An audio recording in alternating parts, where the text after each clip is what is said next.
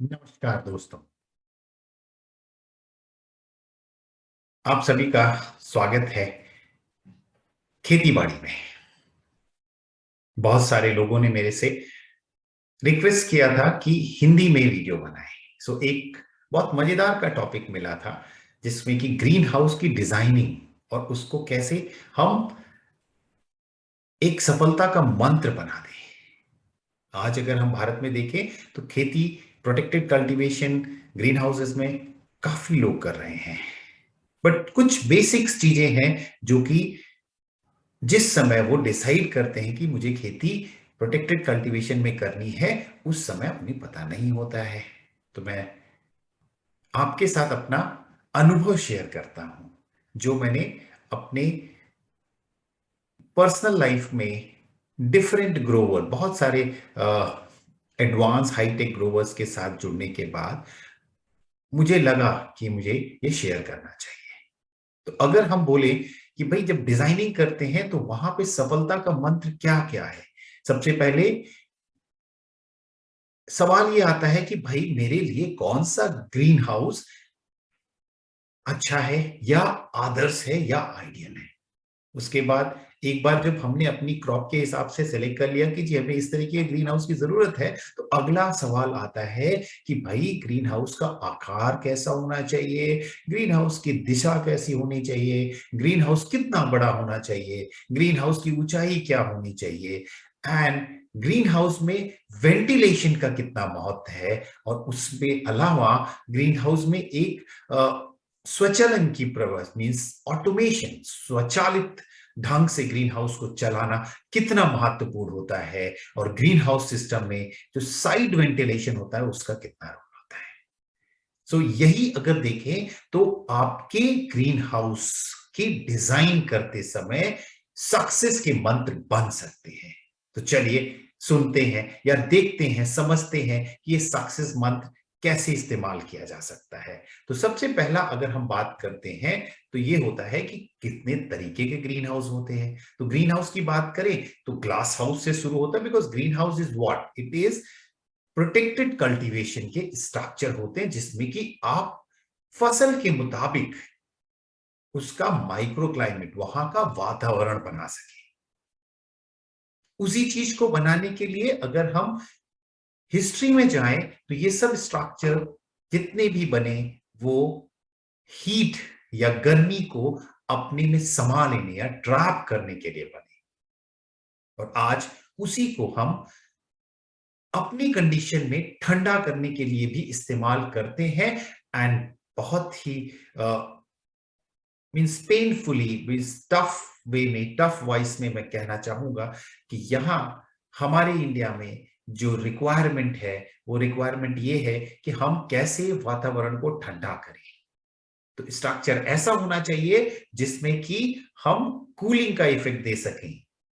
तो चलो पहले तो जान लेते हैं, like glass house and polycarbonate house is, दो के दोनों ऑलमोस्ट सेम चीजें हैं, और ये ठंडे क्लाइमेट में बहुत ही अच्छे तरीके से काम करते हैं, बिकॉज उसमें गर्मी बहुत ही ज्यादा ट्रैप हो जाती है, मतलब गर्मी अच्छे से ट्रैप होती है और प्लांट के माइक्रो क्लाइमेट को हम अच्छा बना पाते हैं। तो ग्लास हाउस से जो सस्ता ऑप्शन था पॉलीकार्बोनेट। अब अगर हम इंडिया में आते हैं तो इंडिया में मेजरली अगर देखें तो पॉली हाउस बनते हैं, और उसमें भी ट्रेडिशनली जैसे fan and pad green house होता है जो कि क्लाइमेट कंट्रोल देता है बिकॉज ऑफ डेजर्ट कूलिंग और इवोपोरेटिंग कूलिंग के माध्यम से। दूसरा होता है नेचुरली वेंटिलेशन, जिसमें कि हवा के वेंटिलेशन से हम क्लाइमेट को कंट्रोल करने की कोशिश करते हैं विद कॉम्बिनेशन आप फॉगिंग सिस्टम लगाते हैं। उसके बाद हाई टनल भी होती है, लो टनल भी होती है। अगर हम देखें तो ये कॉस्ट वाइज आपका क्लाइमेट कंट्रोल सबसे कॉस्टली होता है, फिर नेचुरली वेंटिलेटेड, फिर आपका low tunnel and high tunnel होता है। एंड इवन इसमें एक चीज जो और भी बोलना चाहूंगा कि लोग आजकल शेड हाउस भी इस्तेमाल करने लगे हैं। तो अगला सवाल ये होता है कि भाई हम कैसे डिसाइड करें कि मेरे को कौन सा स्ट्रक्चर सबसे अच्छा लग रहा है होगा। तो वो डिसीजन जो होता है, आपके दो ही फैक्टर होते हैं, एक कि कौन सी क्रॉप आप ग्रो करने वाले हैं और कब ग्रो करने वाले हैं। अगर सपोज आपको ग्रो करना है कि मुझे एक सीजनल वेजिटेबल ग्रो करनी है, सो मेजर चैलेंज उस समय क्या होता है कि भाई हमारा जो इंसेक्ट अटैक है वो हम किस तरीके से कम कर पाए, और हम उसमें अगर गर्मी की फसल कर रहे हैं तो जो एक्सट्रीम गर्मी है उसको हम कैसे कम कर सके थोड़ा बहुत। सो अगर हम उस तरीके से देखें तो net house, the shade house is one of the cheapest option, और आसानी से उसको हम लगा सकते हैं और वो कॉस्ट इफेक्टिव भी होता है। एंड इसमें एग्जांपल मेनली ये होता है कि आपका वो प्रोटेक्शन करता है इंसेक्ट्स पेट से, और अंदर अच्छे वातावरण को क्रिएट करने में हेल्प करता है। तो जैसे अगर हम बात करें खीरे की, ये खीरे को हम 2 या 3 फसल लेना चाह रहे हैं, तो खीरे में shade net is going to work best. अब दूसरा चीज आता है कि अगर आप ऑफ सीजनल वेजिटेबल करना चाह रहे हैं, जैसे आप गर्मी की फसल ठंडी में करना चाह रहे हैं, तो आपके लिए climate control green house fan and pad के साथ is the optimal one. But ये चीज ध्यान रखिएगा कि वो जब ह्यूमिडिटी ज्यादा होती है तो उसका भी वर्क नहीं करता है। So in area, suppose you want to grow a crop in an area where humidity is high, so air circulation is playing major role. Air circulation सबसे महत्वपूर्ण हो जाता है, और वैसी कंडीशन में नेचुरली वेंटिलेटेड ग्रीन हाउस हमारा ज्यादा एफिशिएंट होता है, जिसमें कि हम एयर सर्कुलेशन बना सकें। ये तो बात थी कि डिफरेंट ग्रीन हाउसेस को हम कैसे सेलेक्ट करें। अब इसके बाद एक और भी चीज होता है कि इसमें टेम्परेचर को कैसे मेंटेन करें, बिकॉज जब भी हम अपना इंफ्रास्ट्रक्चर लगाते हैं, एक टाइम की कॉस्ट तो कोई इज नॉट दैट इंपॉर्टेंट, उतनी उतनी पेनफुल नहीं होती है, बट अगर उसमें रिकरिंग ऑपरेशनल कॉस्ट की डेली के खर्चे बढ़ते हैं, तो आपको ये देखना होगा कि आप कैसे उसको ऑप्टिमाइज करेंगे और उसमें ज्यादा प्रोडक्शन लेके और अच्छी क्वालिटी का प्रोडक्शन लेके मार्केट से ज्यादा रिटर्न कैसे ले आ पाते हैं, वो प्रेशर आपके ऊपर आ जाता है।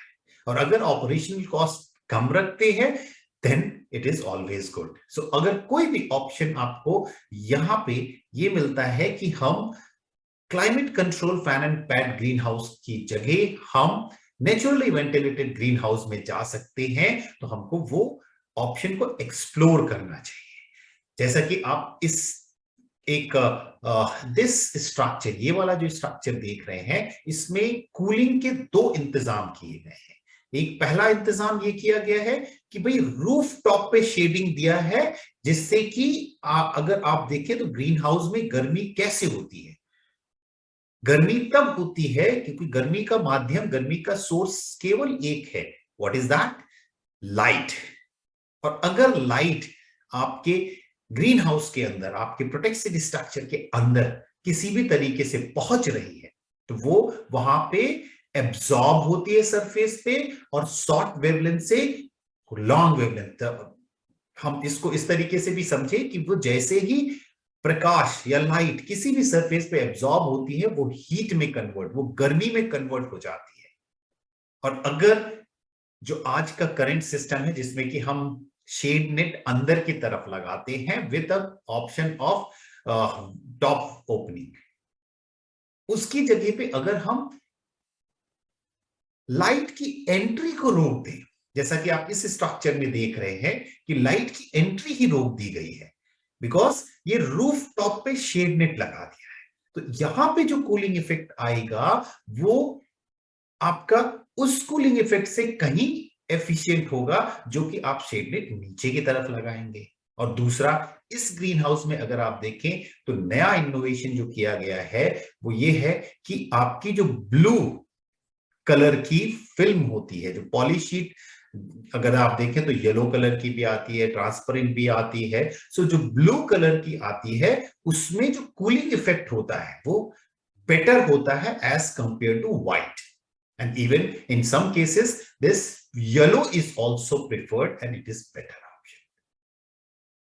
So सबसे बड़ा प्रिंसिपल ये है कि जब आप अपना ग्रीन हाउस डिजाइन करने लगे तो आपको कौन सा ग्रीन हाउस लगाना है उसका डिसीजन होगा कि आपके यहाँ माइक्रो क्लाइमेट क्या है। अगर ज्यादा टेम्परेचर है तो कोशिश करिए कि आप नेचुरली वेंटिलेशन से, अगर आप जो डेल्टा रिक्वायर्ड है, मतलब टेम्परेचर जो ज्यादा से ज्यादा उसको कम कितना कर सकते हैं, वो अगर आप श्योर कर ले तो हमारा आपको सजेशन होगा naturally ventilated instead of fan and pad green house. Until and unless कि अगर आप fan and pad green house लगा रहे हो और प्रोडक्टिविटी सिग्निफिकेंटली ज्यादा हो रही है या ग्रोइंग साइकिल सिग्निफिकेंटली लंबी हो रही है, तभी आप उस पे जाइए, बिकॉज ऑपरेशनल कॉस्ट ऑलवेज बहुत पेनफुल होती है जब आप इस ग्रोइंग सिस्टम में चले जाते हैं।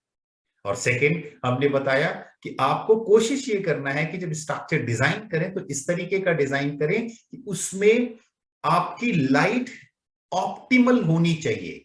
लाइट अगर एक्सेस आ रही है तो it is going to somehow create a trouble, it is going to create a heat inside the green house. So optimal level of light is one of the criteria जिसके basis पे आप decide करोगे कि आपका कौन सा green house और कैसा ग्रीन हाउस होना चाहिए।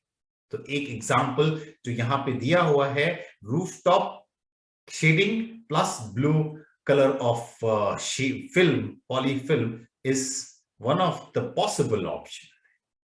सो इस तरीके से आप अपने ग्रीन हाउस को सेलेक्ट करें।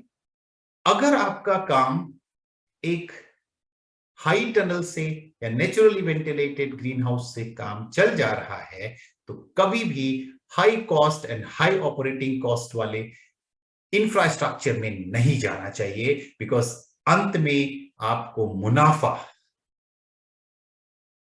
Yes, the profitability is your aim. So let's move और ये समझते हैं कि आपका ग्रीन हाउस अगर कहीं पे बनाना है तो कौन सी जगह आपके ग्रीन हाउस के लिए अच्छी होगी। अगर आप देखें तो सूरज का जो मूवमेंट होता है वो ठंड में अलग होता है एंड गर्मियों में अलग होता है, एंड पूरी खेती जो है सूरज के उस मूवमेंट पे आधारित होती है, बिकॉज जो सनलाइट है वो नहीं मिलेगी तो फोटोसिंथेसिस सही से नहीं हो सकता है। सो अगर आप इस पिक्चर में देख रहे हैं तो एक बहुत क्लियरली इंडिकेट किया जा रहा है कि जो प्लेस ऐसी हो जहां पे शेडिंग का इंपैक्ट कम से कम हो, उस जगह पे आपको अपना ग्रीन हाउस प्लान करना चाहिए।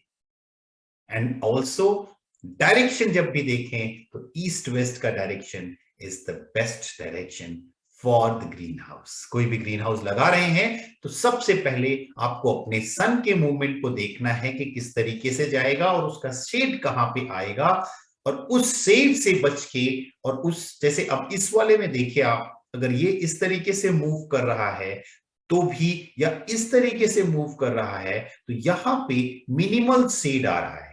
अब इस पिक्चर में तो हमने कोशिश किया है, एक अगर आप घर के आसपास लगा रहे हैं, इसी तरीके की कंडीशन वहां पे होती है कि पेड़ होते हैं, बागीचा होता है, टॉल ट्रीज होते हैं, या कोई फैक्ट्री होती है, तो उस सब केसेस में आपको ये ध्यान रखना है कि ऐसी जगह को सेलेक्ट करना है जहां शेडिंग इंपैक्ट कम से कम हो, सूर्य का प्रकाश ज्यादा से ज्यादा हो। सो ये तो रही बात कि भाई हमको ग्रीन हाउस किस जगह पे बनाना है। अगर आपके पास एक चंक ऑफ लैंड है तो उसमें से किस जमीन पे बनाना चाहिए, वो आपको सूरज के मूवमेंट से और सूरज की लाइट, सनलाइट कितनी ज्यादा किस प्लेस पे पड़ेगी, and that two is initial duration, और मॉर्निंग सुबह की लाइट सबसे ज्यादा इंपॉर्टेंट होती है किसी भी क्रॉप प्रोडक्शन। सो सूरज के मूवमेंट और शेडिंग इंपैक्ट, जहां पे लाइट की सबसे ज्यादा अवेलेबिलिटी या सबसे ज्यादा पड़ती है जिस एरिया पे लाइट, उसी एरिया में अपना ग्रीन हाउस बनाए। लगता तो बहुत आसान है कि बहुत सिंपल चीज है, मगर आप अगर देखें तो ये छोटी छोटी चीजें जो कि एक सक्सेस का मंत्र बन सकती है, हम जब अपना प्लान डिजाइन करने लगते हैं कहीं ना कहीं ये सब छोटी छोटी चूक हो जाती है और अंत में हम स्ट्रगल करते हैं। तो उस स्ट्रगल को दूर करने के लिए, उस एक स्ट्रगल को अवॉइड करने के लिए, ये पहला जैसे कि कौन सा ग्रीन हाउस, दूसरा कहां पे बनाना चाहिए, और तीसरा आप किस डायरेक्शन में होना चाहिए। अगर आप देखें तो इसमें भी ग्रीन हाउस का जो डायरेक्शन है ईस्ट वेस्ट में रखा है।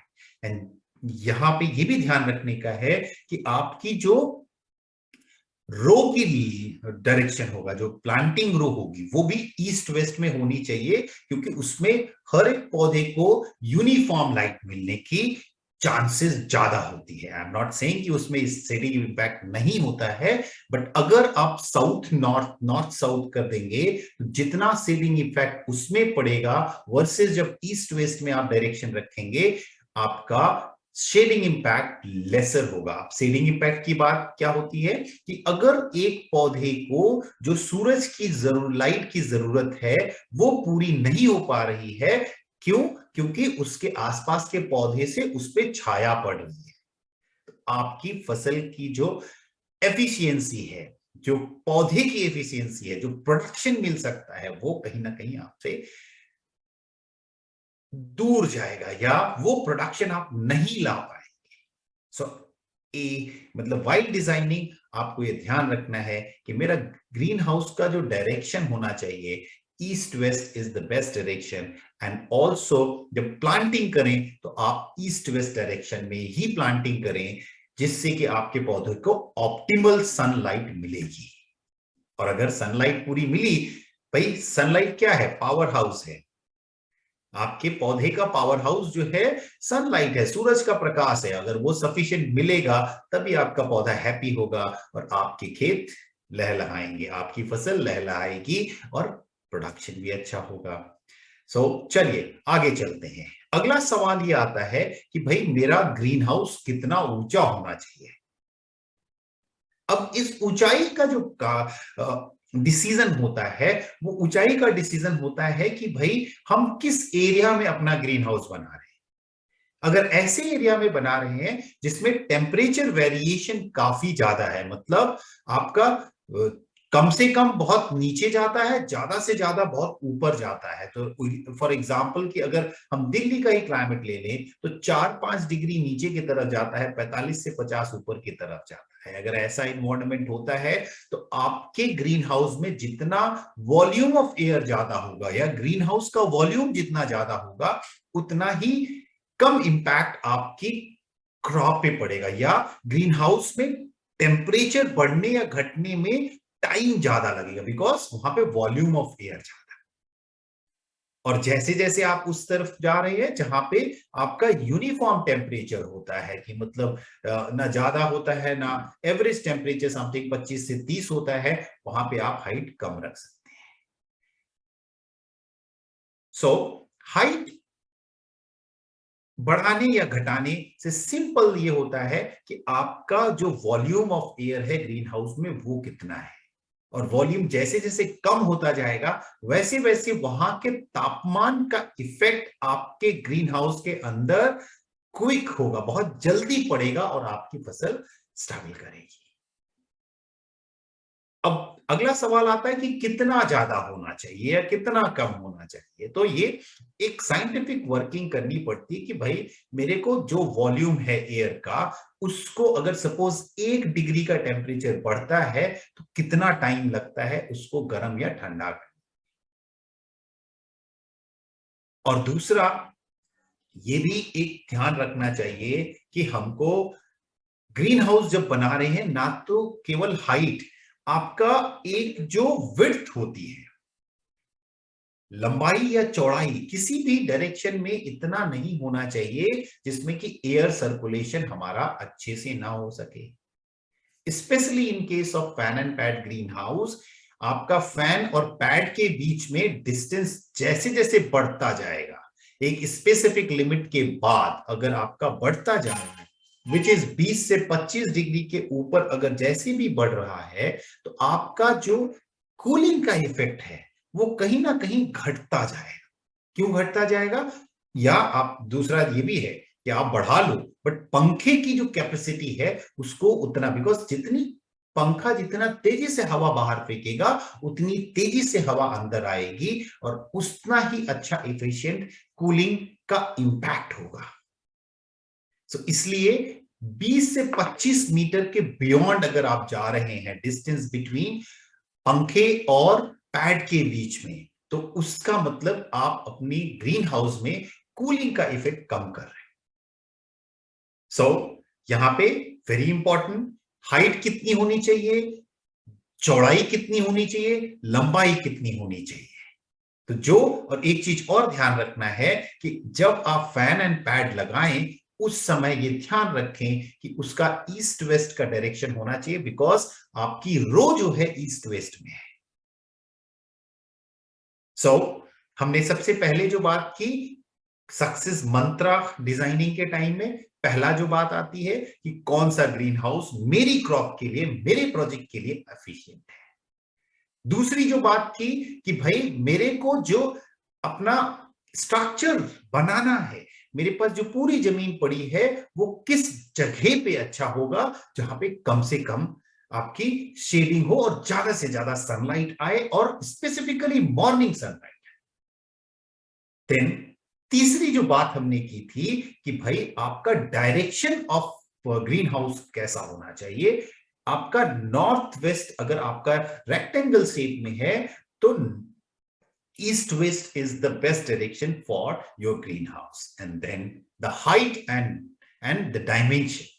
हाइट डिपेंड करती है कि आप किस इलाके में बना रहे हो। अगर ज्यादा टेम्परेचर वेरिएशन वाले जगह पे बना रहे हो तो आपका हाइट ज्यादा होना चाहिए जिससे ज्यादा वॉल्यूम रहे, और अगर एवरेज टेम्परेचर और यूनिफॉर्म टेम्परेचर वाले इलाके में बना रहे हैं तो आपकी हाइट कम भी हो सकती है, क्योंकि वॉल्यूम आपको, अगर एयर का वॉल्यूम कम है तो आपको इंपैक्ट नहीं पड़ेगा।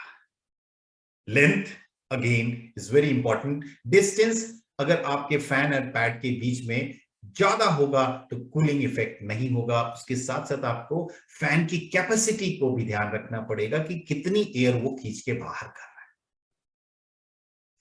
चलिए आगे चलते हैं और देखते हैं कि भाई अगला जो सबसे बड़ा बहुत कॉमन मिस्टेक्स लोगों की देखी है मैंने, कि एक तो नेचुरली वेंटिलेटेड ग्रीन हाउस में वेंट का proportion is not that, always गड़बड़ वहां पे होती है कि भाई मेरे को कितना वॉल्यूम ऑफ एयर हमको बाहर निकालनी है। तो वेंट का जो टोटल वेंट की कैपेसिटी होनी चाहिए वो डिपेंड करनी चाहिए कि मुझे कितनी हवा, गर्म हवा बाहर निकालनी है in naturally ventilated green house and in fan and pad green house, which is again further really बहुत बड़ा मिस्टेक लोग करते हैं कि जब fan and pad green house बनाते हैं तो उसमें से टॉप वेंटिलेशन भूल जाते हैं। भाई आप ठीक है, आपको जब फैन एंड पैड चलाना है उस समय पे आपको वेंट बंद करके रखना है, बिकॉज वो कूलिंग के इफेक्ट को कम करेगा। बट जब आप फैन एंड पैड नहीं चला रहे हैं तब आपका ग्रीन हाउस में गर्मी बढ़ती जाएगी, it is going to trap more heat.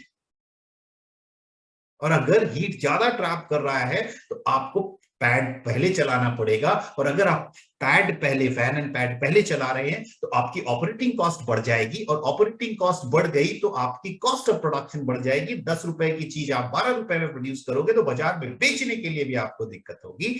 So considering that, आपके ग्रीन हाउस में टॉप वेंट बहुत जरूरी होता है, whether it is naturally ventilated में बाय डिफॉल्ट आपको करना है। उसमें ये डायमेंशन, आपका percentage of ventilation is very important, because you have to see कि आपको कितना हवा गर्म निकालना है बाहर। एंड अगर हम देखें fan and pad green house में, यस, अगर हम टॉप वेंट रखते हैं, खर्चे में बढ़ोतरी बहुत ज्यादा कैपेक्स में नहीं होगी, मगर वो ऑपरेटिंग कॉस्ट में आपको सिग्निफिकेंटली हेल्प करेगा बाय रिड्यूसिंग द आवर। जो पूरा फैन एंड पैड ऑपरेशन करने का आवर होता है वो कम कर देगा। इसी तरीके से अगर हम बात करें तो साइड वेंटिलेशन की भी बहुत इंपॉर्टेंस है। एंड एक और चीज कि जब आप कोई ग्रीन हाउस डिजाइन कर रहे हैं, अगर आप हाई ह्यूमिडिटी वाले एरिया में कर रहे हैं, वेंटिलेशन मोस्ट इंपॉर्टेंट हो जाता है। ऐसा मैं ये नहीं कह रहा हूं कि बाकी जगह पे नहीं होगा, बट यस, गर्म जगह पे और हाई ह्यूमिडिटी वाले एरिया में एयर सर्कुलेशन ग्रीन हाउस का बहुत ही इंपॉर्टेंट होता है। एंड जब भी डिजाइन करें, आपको ये देखना है कि मैं अपनी एयर सर्कुलेशन को कितना एफिशिएंट बना सकता हूं बाय डिजाइनिंग आवर स्ट्रक्चर ऐसा कि भाई मेरे को पूरा जितना भी मैं वेंटिलेशन करना चाहूं एफिशिएंट तरीके से मिल जाए। सो व्हाइल डिजाइनिंग आपको माइक्रो क्लाइमेट का ध्यान रखना है, और जिस तरीके का माइक्रो क्लाइमेट है वैसा ही आपका वेंटिलेशन सिस्टम होना चाहिए। ये अगर आप देखें तो सबसे बड़ा चीज ये होता है कि अगर ह्यूमिडिटी और हाई टेम्परेचर दोनों एक साथ हो गए और एयर का सर्कुलेशन नहीं हुआ, और एयर सर्कुलेशन अगर नहीं होगा तो ह्यूमिडिटी प्लांट की कैनोपी, बिकॉज पौधा हमेशा आपका पानी रिलीज कर रहा है। अगर आपकी बाहर की ह्यूमिडिटी 70% है तो आपके पत्ते के आसपास की ह्यूमिडिटी ऑलवेज 90% या हायर होगी, और अगर आप एयर सर्कुलेशन नहीं करेंगे तो फर्दर बढ़ती जाएगी। एंड जैसे ही टेम्परेचर बढ़ेगा तो कैनोपी के आसपास का area will become hot air pocket. So, coming to next success mantra, automation is very important. लोग अपना जब डिजाइन करने लगते हैं स्ट्रक्चर, तो वो बाकी चीजें तो कर लेते हैं, बट ऑटोमेशन में कहीं ना कहीं बेसिक जो रिक्वायरमेंट है उस पे सेविंग करने के मोड में आ जाते हैं।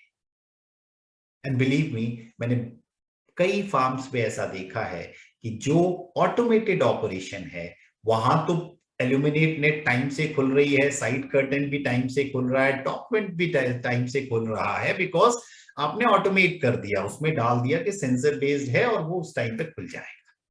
बट जहां पे भी मैनुअल है,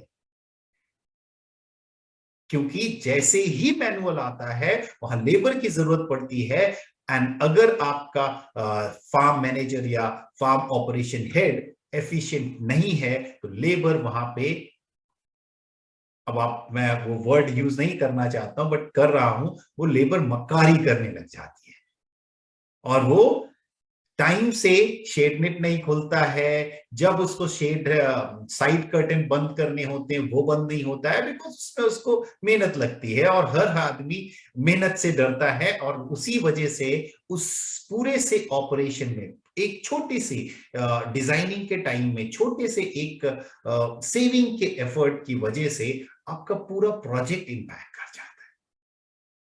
सो मेरा सजेशन एज अ सक्सेस मंत्रा कि जितने भी ऑपरेशंस आपके हैं, अगर आप उसको ऑटोमेट करोगे तो आपका मैनुअल इंटरवेंशन कम होगा, that will reduce even human labour requirement, so आपकी ऑपरेशनल कॉस्ट भी कम होगी, ओपेक्स थोड़ा बढ़ेगा डेफिनेटली, बट सॉरी, कैपेक्स बढ़ेगा, कैपिटल इन्वेस्टमेंट थोड़ा बढ़ेगा, but operating expenses will go down, and आपका जो प्रोड्यूस आएगा आप मार्केट में कॉम्पिटिटिव होगे, बिकॉज आपका कॉस्ट ऑफ प्रोडक्शन एफिशिएंट होगा। सो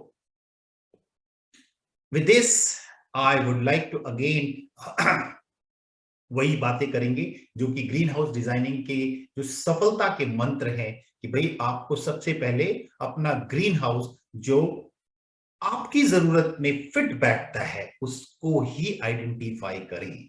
अब ये कैसे करेंगे?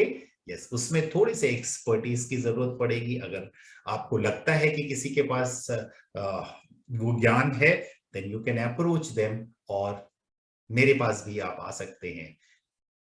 मैं हमेशा अवेलेबल हूं इस तरीके की सेवा करने में। ग्रीन हाउस का आकार और दिशा बहुत ही इंपॉर्टेंट होती है। ऊंचाई, ऑलवेज, वॉल्यूम ऑफ एयर बहुत ही इंपॉर्टेंट होता है कि टेम्परेचर को कैसे इंपैक्ट करता है सराउंडिंग एयर टेम्परेचर, आपके ग्रीन हाउस के टेम्परेचर को कैसे कितना क्विकली इंपैक्ट करता है। अगर वॉल्यूम ज्यादा होगा तो थोड़ा सा टाइम लगेगा, बट वॉल्यूम कम होगा तो थोड़ा सा दिक्कत होगा। ग्रीन हाउस की ऊंचाई एंड देन ग्रीन हाउस का वेंटिलेशन एंड ग्रीन हाउस की Switzerland privacy automation is also very important. मैंने जैसे बताया कि भाई आप अगर लेबर के ऊपर डिपेंड कर रहे हो तो फिर लेबर पे ही डिपेंड रहेंगे और वो ऑपरेशंस आपके जिस हिसाब से चलना है वो नहीं चलेगा और ultimately it will impact your operation. And side ventilation is another important thing which I discuss. So उम्मीद करता हूं कि मेरी जो अपने एक्सपीरियंस हैं, जो आई कैन से कि मेरी एक्सपीरियंशियल लर्निंग जो मैंने आपसे शेयर किया वो आपके प्रोजेक्ट के लिए आपको हेल्प करेगी। और अगर आप इससे बियॉन्ड कुछ भी जानना चाहते हैं या कुछ भी आप इससे आगे समझने की जरूरत फील करते हैं, कभी भी आप इस खेतीबाड़ी वाले के पास आ सकते हैं, कभी भी आप खेतीबाड़ी वाले को रीच कर सकते हैं। मुझे थोड़ा सा वक्त हो सकता है लगे, बट यस, आपकी क्वेरी, आपके सवालों और आपके जरूरत को मैं हमेशा पूरा करने में सफल होऊंगा। और आपके इस प्रोजेक्ट और किसी भी प्रोजेक्ट को सफल बनाने में जो भी मेरी तरफ से योगदान हो सकता है, मैं ऑलवेज देने को तैयार हूं। So enjoy this success Mantra for green house designing and enjoy your high-tech growing and earn a lot of profit and enjoy yourself. Thank you very much. The खेतीबाड़ी वाला आपसे विदा लेगा। अगले इसी तरीके के एक जो हमारे अपने अनुभव हैं वो हम फिर से आपसे शेयर करेंगे किसी दूसरे विषय पे और दूसरे वीडियो से। Thank you very much.